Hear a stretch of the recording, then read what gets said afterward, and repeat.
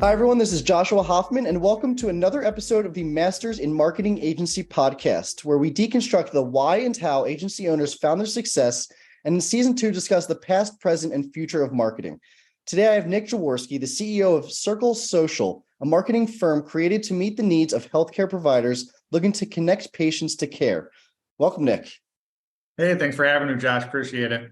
Of course, and as I just said, I have to at least highlight your last name. I'm a big Eagles fan, so I wouldn't be doing it justice if I didn't call you Jaws at least once in this call. So thank you for letting me do that.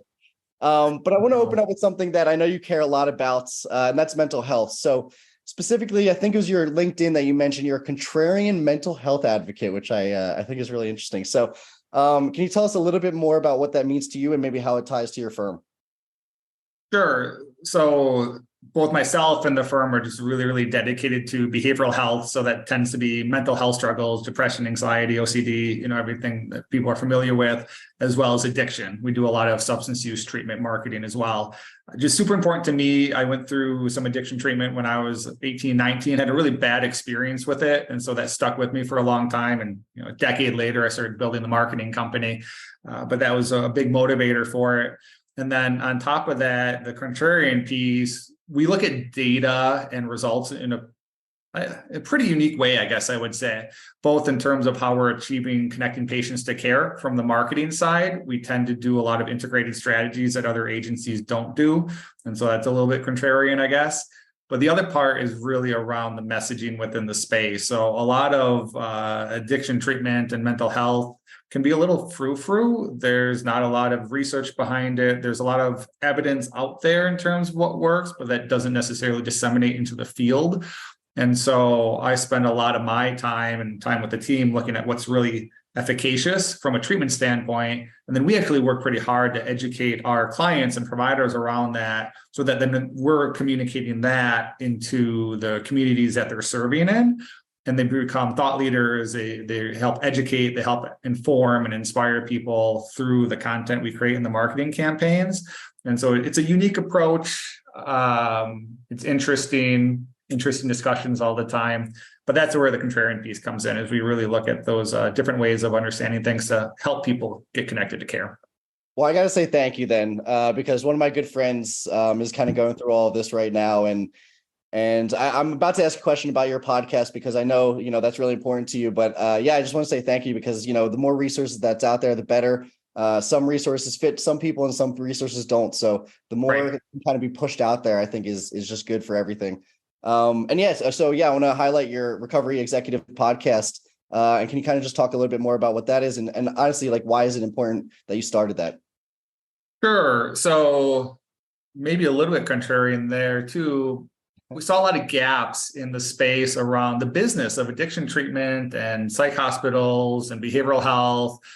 And a lot of people come into it with a good heart, right? They're clinicians, they're therapists, and they want to help people, but they don't understand the business component of it. They don't understand marketing, they don't understand finance, they don't understand projections. And so I saw a huge opportunity to provide additional education there. So my background is a lot of operations before I started building the marketing company. And I just wanted to provide help to people and fill that gap. And so the Recovery Executive podcast was not connected to the business per se. It has eventually kind of evolved and become part of who we are, our brand, our reputation, what we do. But it was created as a separate tool to really educate people and help communicate that for-profit aspect that's so important. So from our worldview, we work with a lot of nonprofits as well. About 30% of our clients are nonprofit. But 70% are for-profit, and those are the ones that tend to be more successful in terms of growth because they're reinvesting their capital, they're focused on capital expansion, and so they're able to help more people, and they also tend to be more efficient in the care that they provide. So I grew up, lower income. I had a very negative attitude towards business and profit and all that growing up. It was something that I learned to overcome as I started to work with bigger and bigger companies. I was like, wow, there's actually a huge advantage to a for-profit mindset when you do it right. So that was part of the podcast. And that's where the contrarian piece fits in there as well. As we wanted to provide people the tools and information to grow a successful business, to help more people and get rewarded for doing that on top of just, a nonprofit approach. Is there anything that you like learned through doing that podcast that you didn't even intend or didn't think was going to be, or anything like that? I learned so much I'm from sure. the Yeah. podcast. It's been phenomenal. I mean, obviously, if you listen to our first podcast, like most people, like the sound quality is terrible. There's no editing, right? So simple stuff we learned. But I just connected with really great people in the space. And so most of the people I interview are executives or leaders of larger organizations. And through my conversations with them, I learned a ton and I built a lot of relationships. And so, for example, we actually run an executive roundtable every year, once a year, where the larger treatment providers in the country come together with the payers. So we get Cigna and Anthem and Aetna and these larger health insurance providers. And those relationships I built partly because of the podcast. And so I know everyone, I can pull people into the room and get them together. And that's a unique ability that a lot of people don't have. And I thank the podcast for that. It really is a great resource to connect people. Like we can always send cold emails and we can always do things like that. But this medium is just a great medium. It's not very business focused, right? And a lot of people, they do want to get out kind of the things that they've been working hard on their whole lives. So I think it's just a great kind of, again, like medium for people to talk. So I think that's great. Now I want to take a step back, and can you tell us a little bit more about the firm? Sure. So I started the firm in 2016 out of my basement. We didn't have a basement, but Garage, basement, one of the right. I had my daughter at the time, and we couldn't even afford to send her to daycare. And so I would have her at home, and I'd actually go to these churches. So in Indiana, we have a lot of churches that provide play dates and opportunities for the kids to run around and play. So I'd take her to these different, whole schedule, what churches had what days open and what times. So I'd go to those and I would work while she was just running around with the other kids. And then eventually built it to a 40+ person company, a multi-million-dollar business. And it took a lot of work. It took a lot of effort. But part of our success is our intense focus on healthcare and connecting people to care. It's really important. It's a huge passion for everyone at the company. And that focus, if you're other agency owners out there, has really helped us. So many agencies are jacks of all trades, and it's a model that can work usually locally, right? Because you build a local network or a local reputation. But for us, we grew to be a national brand, and we're one of the biggest behavioral healthcare marketing companies in the country, because we niche down and we know the space inside and out. We know it extremely well. We know how to get results. We know the players. We have a reputation. All of this was able to come about because we were so laser focused on what we were doing. And we started off just with addiction treatment. Then we expanded to behavioral health. Then we expanded like acute psych. And then we expanded larger healthcare. So just slowly growing it piece by piece. But it's been an interesting journey. I've loved it. Very, very different world from what I came from. But it's also been incredibly rewarding at the same time.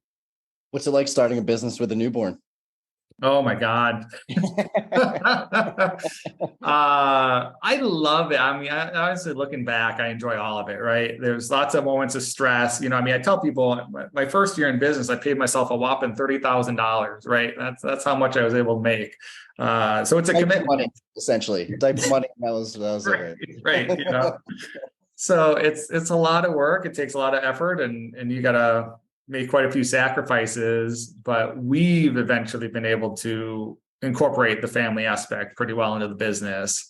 So I moved the team virtual in 2018. And so it allows me to work from wherever. And so if I want to go back and visit family, if we want to take a family vacation, like we took a trip to Alaska not too long ago. And from East Coast time, it's a 4-hour difference. So I get up at 4 a.m. I work until about 1, get all my work done, and then I got the whole rest of the day open to spend time with the family. So that has been really nice for us. But yeah, it was a long road to get there. I'm currently in my sister's apartment in Denver visiting, so I hear you there. The waking up earlier and everything, I hear you. You mentioned niche down and having a laser focus. So did your firm always work in the healthcare space, or did you kind of over time figure out like that's, you start to focus on that more and more? We pivoted within 6 months of me starting the firm. So by the end of 2016, I had made that decision. It was really scary because what I said, I'm not going to focus on any other clients. I'm not going to reach out to different verticals. We're just going to go all in on this. And then we had to start spending money in that direction, right? So I dropped like 10 grand. I went and did a training with actually another smaller, bigger than us at the time, but bigger agency. They were willing to come and kind of share a lot of their tactics and processes. And so I paid a whole bunch of money for that. And it was extremely effective for us. So because I saw early on that we were bouncing between these different verticals and we didn't know it. We didn't know the space. What was my CPA supposed to be? What channels were most effective for this particular business line? So I wanted to be really good at what we did. And so I knew we needed to focus somewhere that we were able to develop that expertise. And then on top of it, what gets me out of bed in the morning? Nothing wrong with running e-commerce or a roofing company or marketing for these other providers. It's fine. But for me, I had a personal passion around behavioral health. And so it just made sense as a starting point. And it allows us to make really effective decisions in that direction. But yeah, it was just something that we did very early on that worked extremely well for us. And I highly recommend that path to other agency owners is niche down where you can. I'm sure it's a lot easier to wake up every morning, focusing on something that you care about too. I'm sure that's a big impact too. And we spoke before, and you mentioned your firm actually kind of splits your services into two with the consulting and the marketing. So kind of staying on that topic of niching down, did you start with both services? How did that all develop? What did that look like? Yeah. So, part of your other question was how did we kind of get into behavioral health? We actually organically just had a couple of providers that we worked with in the beginning. And so as I was looking at where we wanted to go, we had 2 clients we were already really successful with. So that helped that process. And then that feeds into the next question is why a consulting wing? So that's my background. I do operational consulting. I actually traveled the world for a decade and worked and did turnarounds or startups for schools. So Turkey, Vietnam, China, back in the US. And when we saw providers that we started to work with more and more, some did really well and some fell flat on their faces. Well, I knew the quality of the campaigns we were running. I knew that there shouldn't be that much of a gap between what we were doing here and what we're doing there. So why were some clients struggling so much? So I actually flew in on my own dime and just started going into their facilities and talking to the leadership teams, looking at their systems and processes, and just saw tons of gaps. So decided that this was something that was personally very interesting to me. I like the puzzles and the complexity of trying to build businesses and fix businesses and grow businesses. And it also supported us on the marketing growth end. So as we started to provide more and more services to clients, I learned a lot more about the business, which allowed us to improve the marketing side. And we'd have clients that would hire us on the consulting side, which would then often turn into marketing contracts as well. So it was a valuable service we were providing, but it also allowed us to grow the marketing side of things. Now it's actually a little bit different. Now I would say the consulting side limits our growth because I spend so much time on it. So I'm on the road like 2 weeks the month, just traveling to different providers because the consulting side does pretty well. But consulting is very hard to scale. It takes up a lot of your time. It's very, very hard to find people with high levels of expertise that can go and do these really complex projects.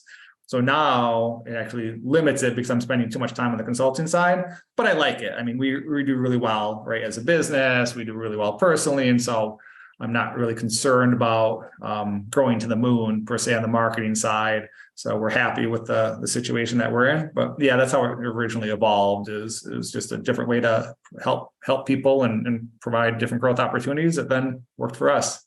And for someone that might be thinking of taking that route, right? Like maybe they are already on the marketing side and they're thinking about consulting. Are there any signs or is there anything that you kind of said, okay, this is worth the effort or this maybe isn't worth the effort? And also, like how do you charge? Is it usually project-based? Is it retainer? You can take it that in any direction you want. I know I asked 2 questions. Yeah. So everything's value-based for us, right? So on the marketing side, we're mainly a retainer, right? Like most agencies, people pay up front. On the consulting side, it's project-based. And we have one-off projects, we have ongoing projects. It just depends on what people want, but it's about the value that we deliver. So like with larger clients, we've gone in and saved them or helped them grow by 4 million a year in revenue, just with a short little 3-month consulting project. So for them to get $4 million back from our work, I mean, they're happy to pay us 20, 30 grand, right? That's a drop in the bucket versus a return that they're getting. So pricing is really about value. I mean, we could also probably charge more. I'm just weird about it sometimes. But everything that we've done as a company is always about adding value. Like, how do we better people's lives? How do we support them and their businesses and growth? And we don't charge until we're confident that we're able to do that. So like on the marketing side, when I started the marketing company, I found a couple people I knew that had small businesses, and we did marketing services for free for them for several months. And even all of our production, content, marketing campaigns management is very cheap. So we provided higher quality at a lower cost than other people in the marketplace. We did the same thing on the consulting side. So when I first started the consulting, like I said, I did it on my own dime, right? I paid for my own flights, I paid for my own hotels, went there, learned about it, saw opportunities where we could really provide value. And then we started providing that value. And then the first paying client we had, I charged them cost. I had them cover my travel expenses, but we didn't even charge them anything for the actual services being provided.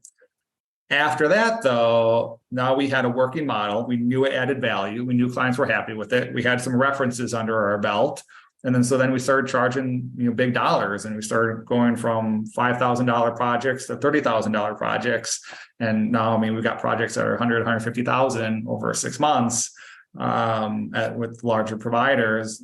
But we just did it piece by piece. So I always tell people, when you're building a business, some people just try and charge prices before they're worth the value that they should be delivering. So I always say, make sure you can deliver that value first and take the risk on the front end. Go and donate your time for free.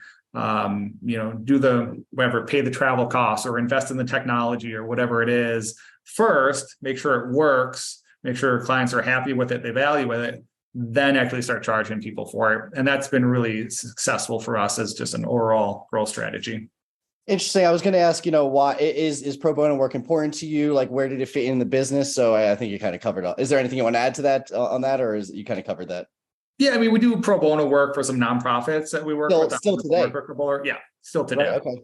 Yeah, but that's more on the nonprofit, like a giving back side. Giving back is important to us, and so we do that on a regular basis. The previous example is more about it's a model for growing a business, right? Provide the value first, validate it, and then once you've got some happy customers under your belt, over deliver, undercharge, then you can scale it. Well, I think this then is a good time to mention your mantra, which I think I found on your website, which is embrace, engage, and enrich. Because I think we're kind of dancing around that whole topic right now, so might as well dive in. How did you come up with that? What does it mean to you guys? Things like that. Yeah, I made it up when I first started the business, but I think, as you can see from this conversation, it really embodies who we are, right? Embrace the communities, embrace the clients, embrace who we're working with, engage them, right? Find out what's working, what's not working, and then provide that value.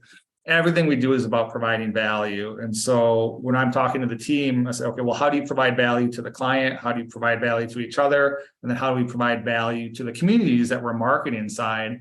Because even on our marketing campaign end, what I hate is when people try to just direct sell through marketing. I often say, oh, you're hungry? We got hamburgers. It's the worst marketing message in the world. Oh, you're struggling with addiction? We've got treatment. Yeah, it's just a bunch of junk.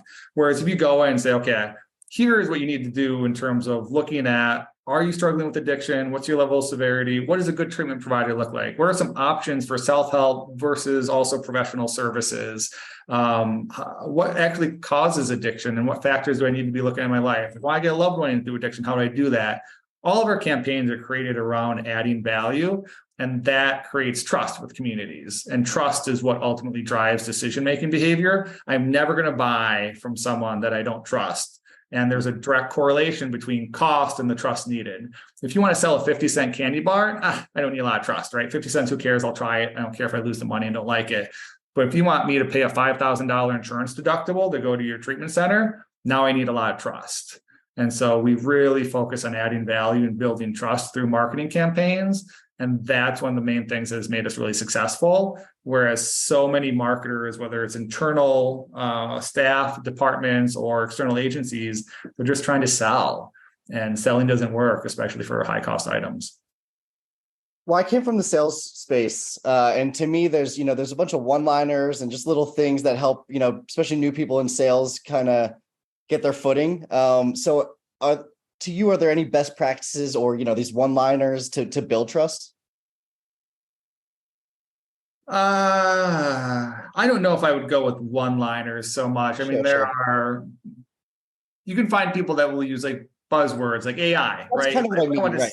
right. Right. If I wanted to sell some things, I can throw AI into, like, we use AI in the back end to make decisions, right? That's going to pique someone's attention. And so it's a good attention getting tool is what I say. But if you can't deliver that, if I find out that, okay, you're talking a lot about AI, but you actually don't know how to use it, or you were lying and you actually don't have anything, you're just making it up, then you break the trust, and then that becomes your reputation in the marketplace. So even if I'm able to convert a couple of clients and I get them in because I'm talking a lot about AI and tell them I'm an expert, even though I'm not, and then they work with us and they find out that, well, now, one, we lose a contract, and then two, they tell everyone they know, and we get bad online reviews and things like that. And so the trust is critical. So one-liners are great for getting attention, but you still have to do the hard work of building the trust. And the one-liner is not a gimmick. What I always tell people is you have to have a strategy, not just tactics. If you're using gimmicks to attract clients, you're eventually going to shoot yourself in the foot, because that bad reputation will catch up to you if you don't deliver on what you're talking about. If you can deliver on it, it's great. It's great intro. That was great. And then speaking of AI, and when obviously so many things changing right now, what have you seen really the biggest things that you've seen change over the past few years in the marketing space? That's probably a tough question for me to answer. I am not as on top of like the changes and whatever's going on the marketing side. That's actually my department heads. So my department heads come to me and say, hey, we see some new tools out here for content writing outlining. So we got a couple AI tools that help with outlining for content, and they'll help do the SEO keyword research and things like that, right? So the team comes to me with stuff, and then I look at it and say, okay, is it in the budget? Does this make sense? Is this going to help? And then we'll do it that way. So I'm not on top of things as much as other people might be. I would say the only thing that we are looking at a little bit is some of the AI, but for us, it's still very derivative. And we need a really strong human element to what we write. There has to be a lot of emotional impact. AI is still not great with that. And then on top of that, we're always looking at providing new and useful information. So at the end of the day, AI is just taking a bunch of stuff from different places and throwing it together. Well, what I always tell the team is, like I said, the worst thing that I can see is the top 3 Google search results rehashed as our article. I said, I never want to see that. I don't want to see a Wikipedia article or just a rehash of the top 3. I want unique, original content that's actually going to help people. So how do we synthesize it differently? How do we find or input new information that's going to be more valuable to the audience? But you have to understand the psychology of the audience, right audience, right message, right time. Pretty simple. It's always the way that marketing works at the end of the day. And if we're not doing that, then we're not doing a service to our clients or their patients. Well, then we'll see if this question goes anywhere. If you want to skip it, we can totally do it. But then what do you see as your prediction maybe for marketing in the next 10 years?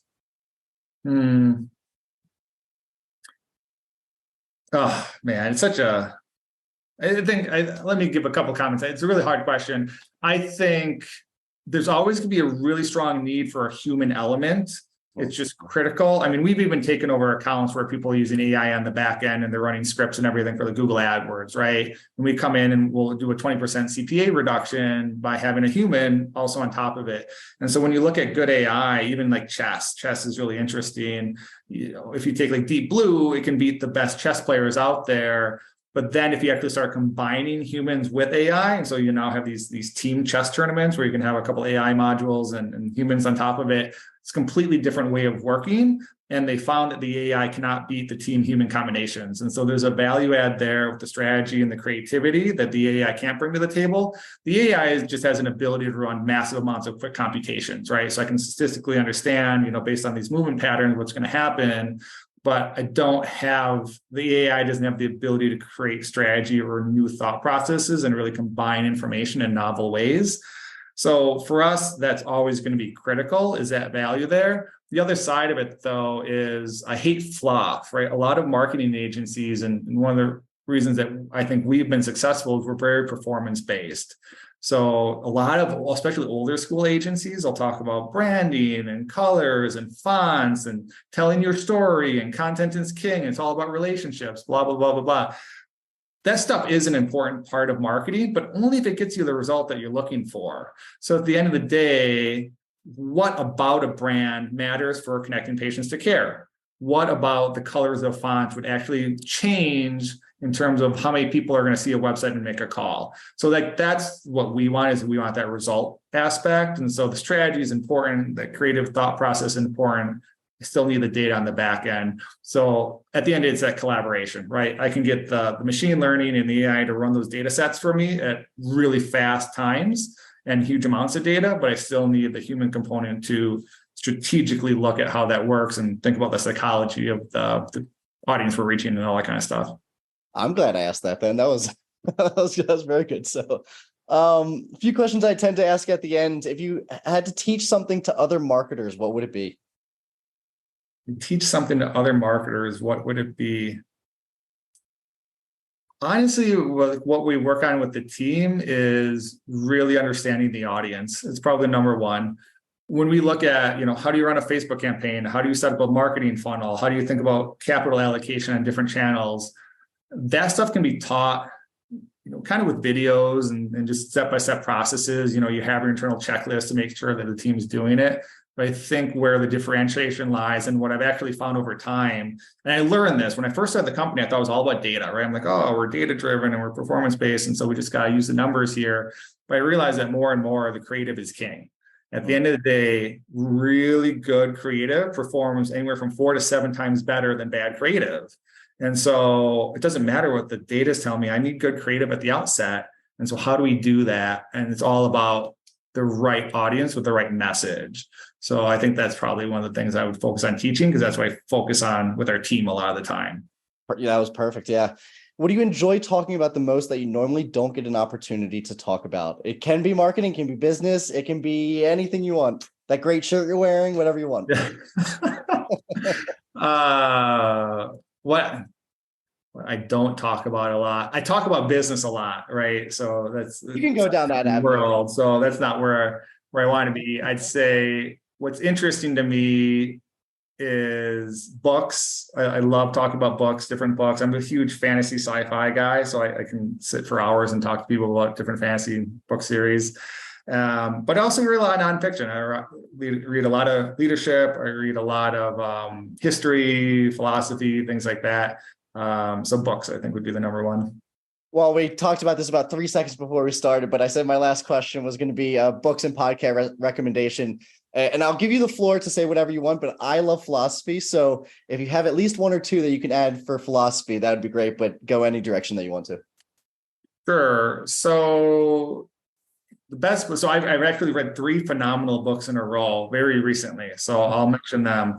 One is The Price of Time by Edward Chancellor. It is phenomenal. It's a banking book. It's about the history of interest, but it is phenomenal. So what I see in my world is a lot of failures in the business world. People throwing a lot of money at I call it dumb money. It's going in bad directions, doesn't make sense, or they're paying too much for businesses, or they're investing in the wrong place. And there's a lot of it to do with interest. So it's just a fascinating book that really looks at the history of capital flows and how interest affects that, and when markets get hot, and very interesting. Other one would be, how do you say his name? I don't remember. I think it's Harari, if I remember right, but Sapiens. Oh, I love that Phenomenal book. It's just so interesting. It will definitely allow you to shift your perspective on a lot of things. And I just found it fascinating. Yuval something, right? Yuval Harari or something like that. Yeah. I'm usually really proud when people say a book and I go, I'm not on my place right now, and I grab it and I'm like, that's actually probably the most recommended book on the podcast, to be honest. It's so good. And they do 2 more, would be David Epstein's Range. Amazing. He takes multiple ideas from different verticals, different professions, different sectors, different regions of academia, and puts them together. Really, really good. And then the last one would be Clayton Christensen and The Innovator's Dilemma. And then he did The Innovator's Solution. All of them. Highly, highly recommend all of those books. They're just really good. Any like old school philosophy that you've read? Old school philosophy. I'm just looking at what's on my shelf. So I used to read a lot of Foucault, which is complicated and out there. So a lot of Michel Foucault I used to read. I even used to read Lacan and Derrida back in the day. Those are my big guys. I like the postmodernists. I got a little bit into existentialism back in the day, but not so much of these anymore. I think I got my Simone de Beauvoir book somewhere right here. There we go. I get to pull one book out for this one. Nice. Perfect. And then, okay, my actual last question is, are you looking to hire any positions right now? Oh, that's actually a good question. So not immediately, but I'd say within the next month or so, we're probably going to be bringing on some entry-level roles. So we need someone on the content marketing side. We need an SEO specialist. And then we are looking at bringing on a paid media manager probably in a couple months. So we actually combine that role with another one, and we're looking to separate it back out again. So yeah, content writing, SEO specialist, and paid media management. So maybe right when the episode comes out in a month or two. Yeah. As we come up to the end of the episode, I just want to give you an opportunity to mention how people can find you and anything else you'd like to end with. Sure. I'm very active on LinkedIn, so very happy to connect with people on LinkedIn, Nick Jaworski. Otherwise, you're more than welcome to email me. So nick@circlesocialinc.com. You can find it through the website too, circlesocialinc.com. But yeah, always happy to chat, talk business. And it was hard for me when I first started the marketing company. I talked to a lot of people. I would go to a lot of meetings. And it was hard for me. I'd pay you'd go to these dinners with these executives, and it's like $40 was a big deal for me. And so I'm like, oh my God. But I learned a ton. So I'm happy to return that favor. If you just want to do an online coffee chat, always happy to talk through business challenges. That's great. And thank you so much for coming on the show. And for those of you who learned something new from this episode, please consider giving us a like or a follow so we can continue getting the highest quality of guests. And as always, thank you for listening. Nick, you were the easiest guest. Thank you so much. I keep looking at the time. I'm like, man, I think we're going to go over and everything. So this is great. Thank you so much. Thanks, Josh. Really appreciate it.